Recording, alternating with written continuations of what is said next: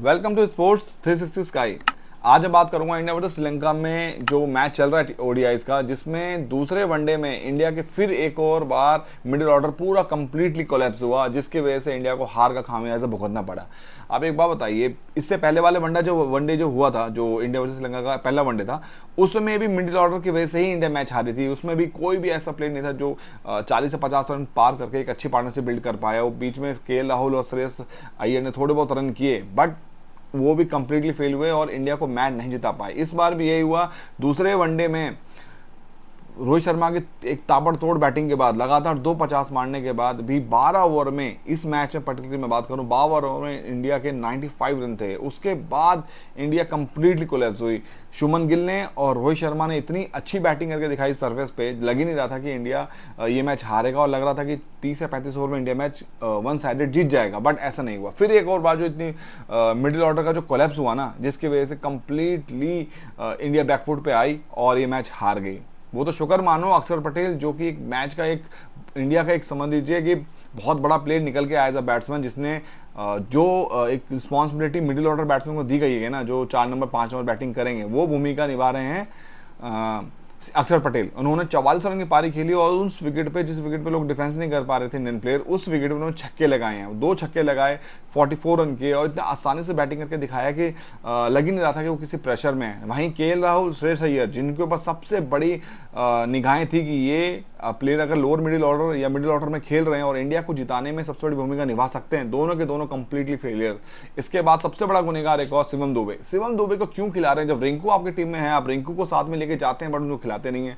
ODIs में ये नहीं है कि एक लॉन्ग फॉर्मेट का गेम है, इसमें आपको थोड़ा टाइम अपने आप को देना होता है। ये नहीं कि शुरुआत से ही आप अटैकिंग क्रिकेट खेलें या एकदम शुरुआत से एकदम नर्वस हो जाएं। नर्वस आप वहाँ होंगे जहाँ आपके पास बॉलें कम होती हैं, आपको रन करने हैं, बट आपके पास अच्छा खासा टाइम था। वनडे इतना लंबे बहुत सारे ओवर बचे हुए थे, उसमें आप आराम से टाइम लेके चल सकते थे।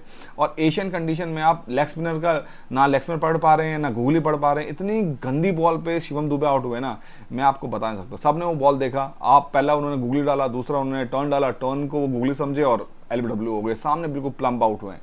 इस तरह के परफॉर्मेंस करके इंडिया चैंपियंस ट्रॉफी में भी, जो आने वाली बहुत बड़ा इवेंट पाकिस्तान के अंदर है, बहुत बड़ा इंडिया के लिए सरदर्द बन के उभरा है। और मिडिल ऑर्डर अगर नहीं सुधरा और मिडिल ऑर्डर परफॉर्म नहीं किया, आप सिर्फ ऊपर के बैट्समैन के परफॉर्मेंस के दम पे टीम को नहीं जिता सकते। रोहित शर्मा ने काबिल तारीफ बैटिंग करी, 2 मैच में लगातार 250 और पूरे शुरुआत में अटैकिंग क्रिकेट खेल के टीम को इतने कंफर्ट जोन में लाके खड़ा कर देते हैं। उसके बाद भी मिडिल ऑर्डर या लोअर मिडिल ऑर्डर बिल्कुल नहीं टिक पा रहा।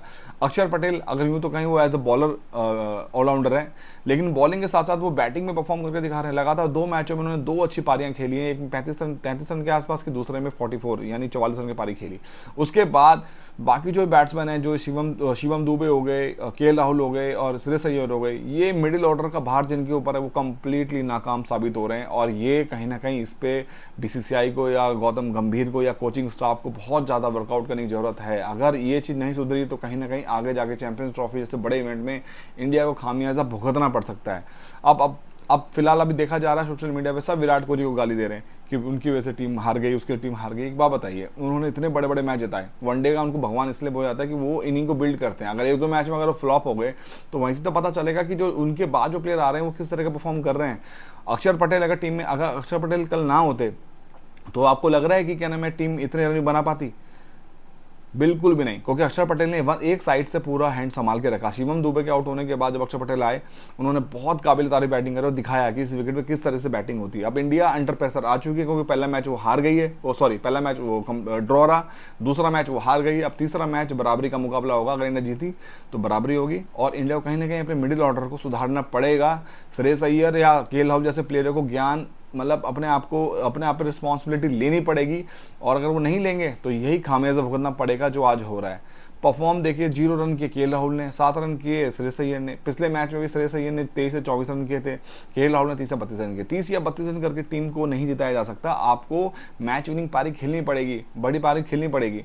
अगर आप वो नहीं खेलेंगे तो यही असर होगा जो पिछले 2 मैचों में हुआ है। बहरहाल अभी तो टेंशन ये बनी हुई कि चैंपियंस ट्रॉफी में अगर इस तरह का परफॉर्म मिडिल ऑर्डर का रहा तो आगे जाके क्या भविष्य होगा टीम का, ये सोचने वाली बात होगी। गौतम गंभीर भी बहुत बड़ा प्रेशर आ चुका है, क्योंकि उनका ये पहली one day series as head coach. अब वो देखते हैं क्या आगे अपना फैसला लेते हैं और किस तरीके से प्लेयर्स को मोटिवेट करते हैं कि वो परफॉर्म अच्छा करें।